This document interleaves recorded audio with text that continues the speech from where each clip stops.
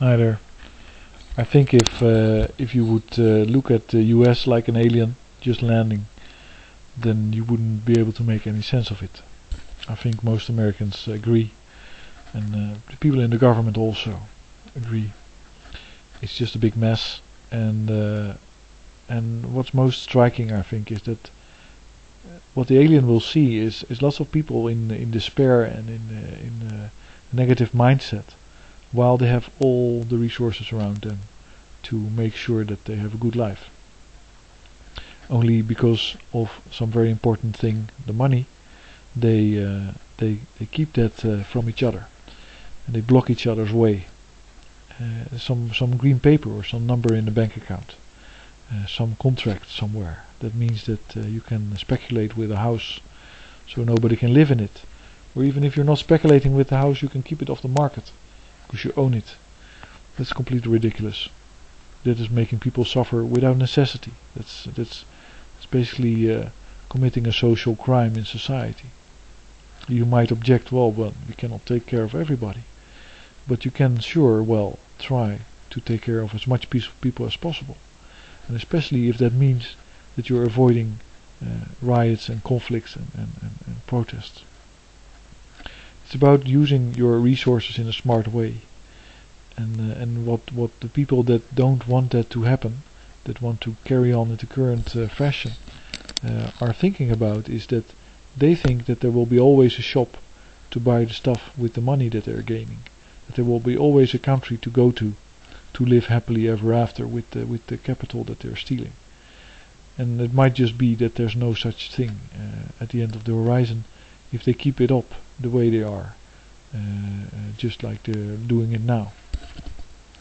Another big mind bending mistake that people make is if they see Mr. Blankfein getting away with still $6-7 million in bonuses, they feel bad about it. They feel like he is getting something.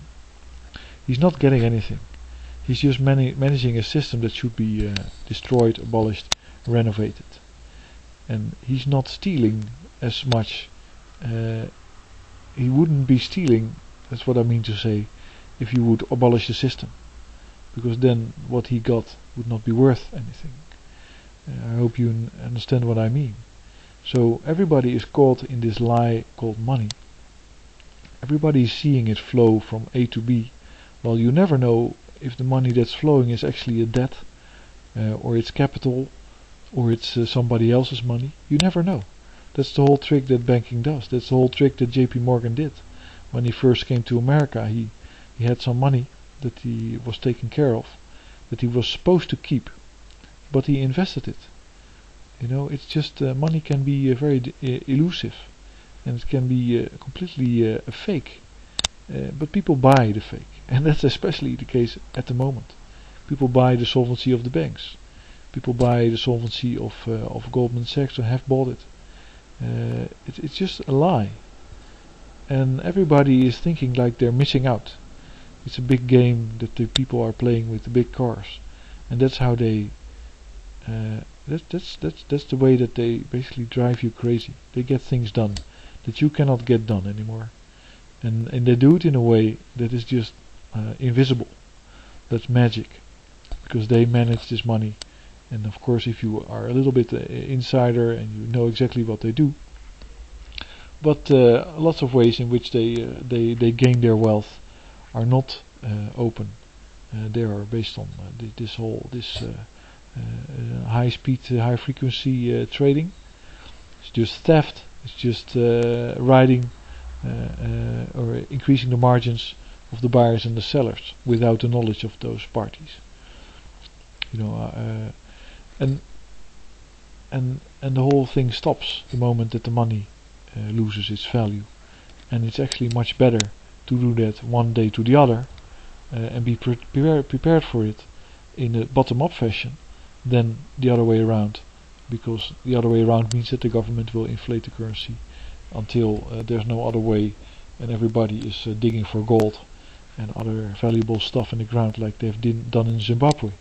And I honestly believe, I'm quite convinced, that Zimbabwe has simply been a test case for what's going to happen in the UK and US at the moment. That's a weird thought, and it might be that Mugabe has protection because of the gold that's to be found in Zimbabwe, and that they already have dug out of the ground, and which is hundreds of tons.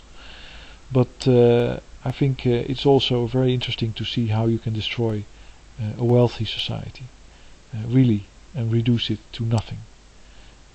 If you would write a book about how that happened in Zimbabwe, it's a horrible story, because you had youth militias that raped every woman, and that was where the boys were forced to rape and the women were raped, and you have a whole generation of teenagers that now are coming of age there, that are traumatized, that are aggressive, and that have seen horrible crimes committed.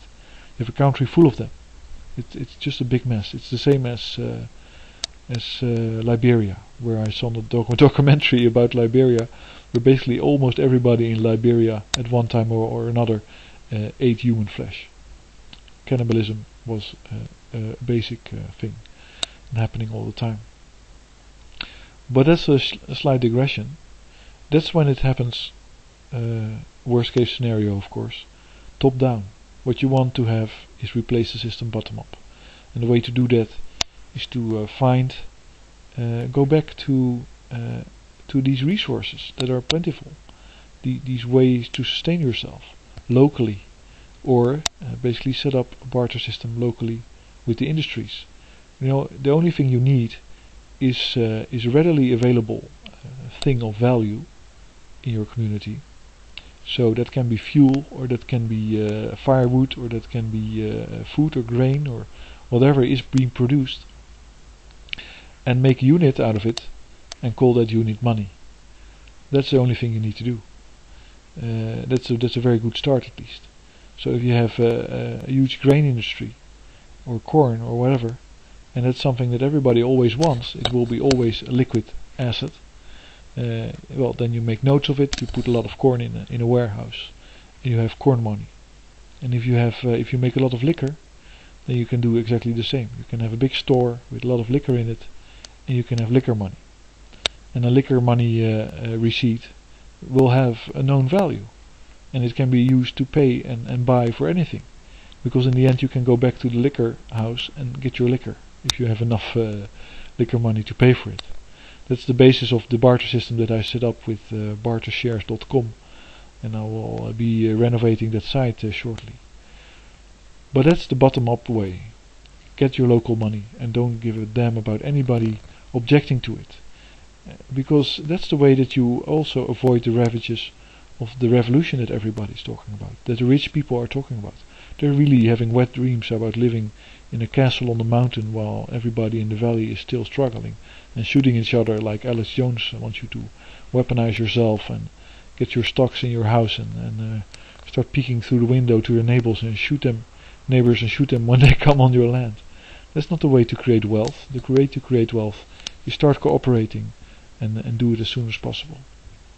Anyway, thanks for listening, and have a good Valentine's Day.